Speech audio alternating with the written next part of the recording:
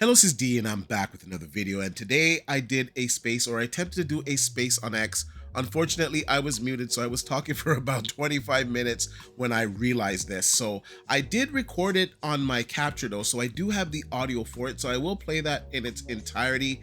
So this is just me doing a space, so I'm kind of a little bit more random. It's not the normal format that we do for our videos, but I think it would make a good video because this is what I was feeling at the time when I recorded it, and I want to get your guys' opinion on it. So without further ado, I'm just going to play my spaces, and at the end I'll come back and kind of wrap it up. First, today I want to talk about Black Myth Wukong's director contradicting what Microsoft said, and like there's a lot of people on X going crazy and saying, oh, the game was money hatted, when we actually have the developers coming out and saying otherwise.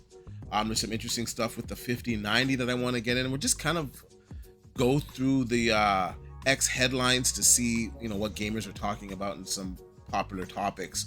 So Eurogamer actually put this out earlier today about Black Myth Wukong's director and his contradicting of what Microsoft said, that Sony basically money hatted this game, and the devs are basically saying no, that's not the case. The problem is the Xbox Series S and the memory management. And then you have a lot of people saying, oh, how could this be? The Xbox Series S, it's running Indiana Jones. It's running Indiana Jones at I don't think it's running it at 60 FPS the last time I checked. I think it's 30 FPS. If I'm wrong, you guys can, I don't know, you can correct me on X underneath the post here. But nonetheless, it's a different engine. It's a completely different engine than Unreal Engine 5.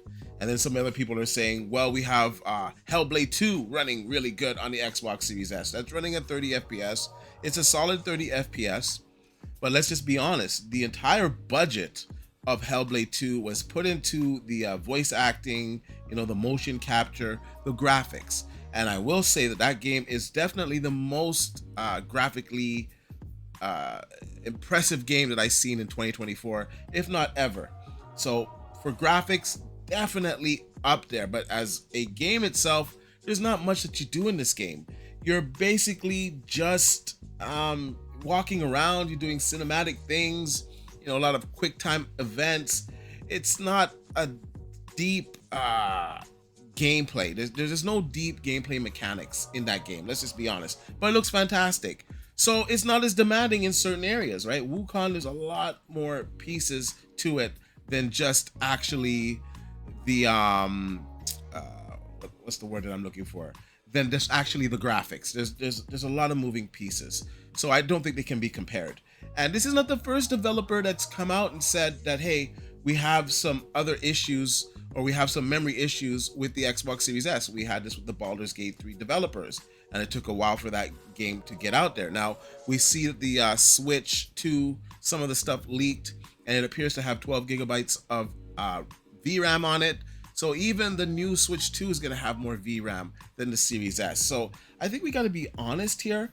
And the Series S, it can be a bottleneck. It is a bottleneck. Some developers get over it. You have some developers that are better than others. And the Black Myth Wukong developers, they actually said, listen, this is like our first big game. We don't have years of experience in optimization. So we just can't get it running on the Series S. It's just too difficult. That the memory management is something that we can't handle. So I don't understand what's not to believe here. This is what the developers are actually saying. How are we not taking the developers' words for what they are? Now, I think somewhere down the line in communication, something must have been lost, where I don't know, something lost in translation, and Xbox thought something else, because that's the only thing that makes sense to me here. Let's go into the article itself. I'm gonna click over to Eurogamer and see what they actually said. And they said Black Myth Wukong's director has appeared to contradict Microsoft, stating the game's Xbox delay is due to Series S memory limitations. This is something the Xbox maker has previously denied. Writing on a Chinese social media platform, Weibo, Black Myth Wukong producer and game science CEO Fenji said the Xbox Series S memory is the reason behind the game's delay on Microsoft's console, lamenting Black Myth Wukong's absence on Xbox and otherwise good year for the studio. It recently scooped up a number of awards, the Steam Awards, blah, blah, blah, blah. But the 10 gigabytes of shared memory, I can't really get it without few years of optimization experiences. or experience. In September of last year, Microsoft said the delay of the game's Xbox release, Black Myth Wukong, was not due to the platform limitations. At this time, there was also chatter that Black Myth Wukong team had entered into an undisclosed exclusivity deal with PlayStation. Now, who do you believe here? Because they're directly contradicting what Microsoft said. They're saying no, there is no exclusive deal in place, and no, that's not the reason why it's not on the console. It's because of the 10 gigabytes of shared memory that's on there. It's just not enough for us to get everything working correctly, and we don't have years of experience in optimization. This is our first game. Now, me hearing this and taking it at face value, that would be a situation where Microsoft should help these developers in order to get on their platform. Now, if you cared enough about your core audience, your core gamers, you would see this is a pretty big game, and a lot of gamers want to play that game. It's one of the games of the year, and it's not on your platform. So if the developers are saying this, you got to send somebody out there to help them to get it running on your system, because they don't have the years of experience of optimization on your console or on any console. This is their first game. Now, I also want to talk about the 5080 and the 5090 before I get out of here. I see a lot of people getting excited for it and a lot of people worried about the price. And I think that the 5080 is probably going to be around 1200. And I'm thinking that the 5090 is going to be around 1899 USD.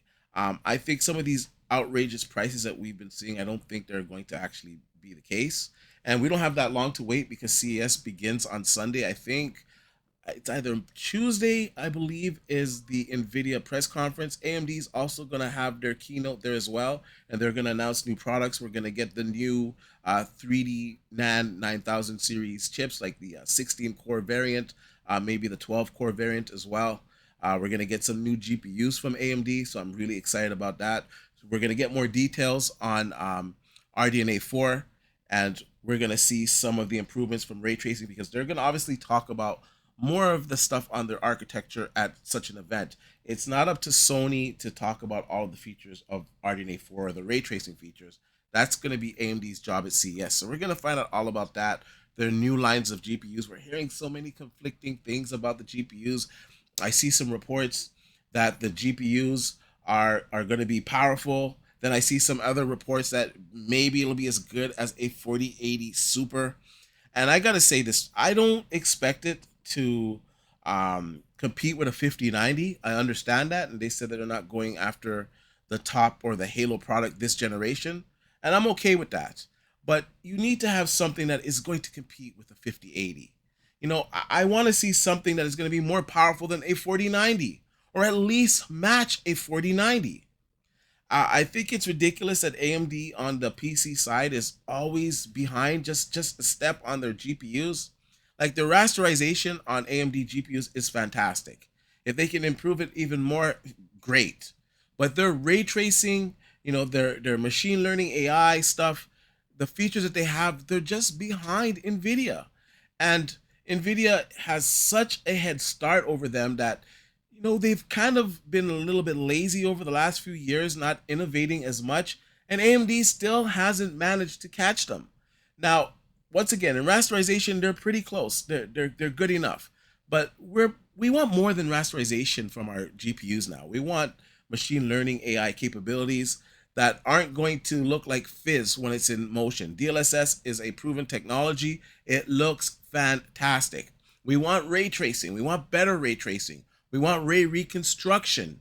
You know, we want to be able to do path tracing, you know, with good frame rates on an AMD GPU. So I really hope that they have something that can compete with a 5080. I think anything lower, like, of course they're going to have, you know, cards down the stack. But I'm saying if they don't have something that competes with a 5080, I'm going to be very disappointed on AMD's offering. So we're going to find out in less than a week. So I'm excited for that. Now, NVIDIA, we're hearing all kinds of crazy stuff that the machine learning AI is going to be so much more advanced. Neural rendering capabilities. I don't even know what the hell that is. That could mean so many things. I think it's probably related to something machine learning. I expect them to really show us something that will wow us. I don't know why. I just have that feeling that the 5000 series is going to be something special. And I think it's going to take machine learning AI to another level. At least that's what I'm hearing, and from the literature and all the stuff from the leaks, that's the message that I'm actually getting. So I expect it to have better rasterization, of course. We're hearing it's going to have 32 gigabytes of VRAM on it. I'm expecting better ray tracing performance, obviously, better path tracing performance. I think it's going to be a beast of a card. And I got to be honest with you guys, having my 4090 now, everything that I throw at that card, it it it it, it handles it. No problems. There's no game that I've actually played on my 49 and be like, oh crap, it can't do good. There might be some games that I might have to use, the performance level if I want like path tracing on it or something like that. But apart from that, it runs everything with no issues.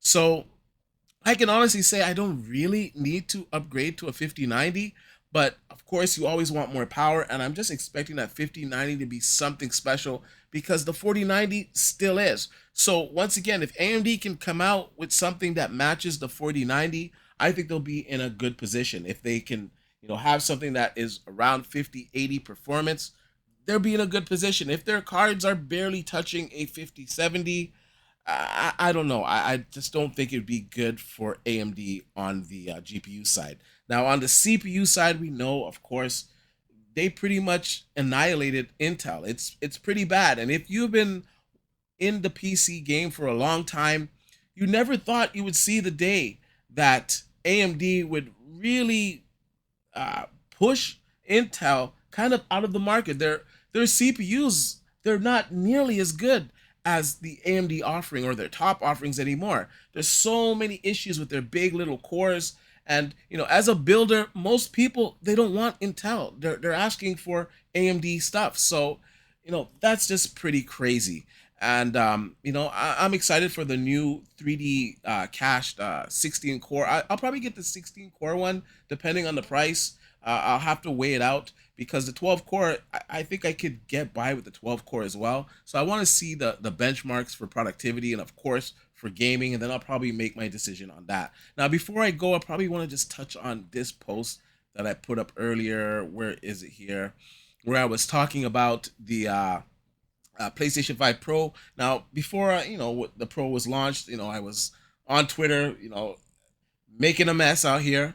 And I was talking about the PlayStation 5 Pro and that how so many people on PC don't even have specs that can handle or that can compete with the PlayStation 5 Pro. And everyone's like, oh, PC is better. And yes, of course, PC is better. I have a 4090. There's people out there that have a 4080, 4080 Super. And this is going to be much better than consoles. But most people actually don't own these GPUs.